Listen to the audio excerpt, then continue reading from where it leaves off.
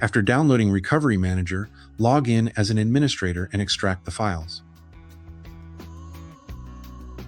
Once the files have been extracted, go to the subdirectory and click to install Recovery Manager for Active Directory. Important to note, this version is the base Recovery Manager and does not allow an organization to have full resilience to recover to different infrastructure. To prepare for disaster recovery scenarios, please contact your Quest account team to discuss available options.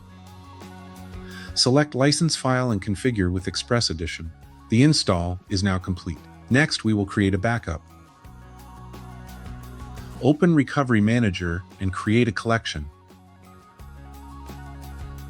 Add at least one domain controller into the collection.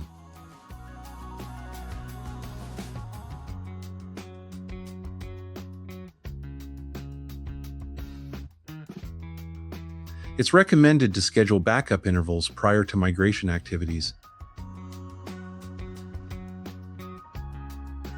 Encryption of the backup file is configurable. The Recovery Manager server name should manually be added and protected as a Tier 0 object.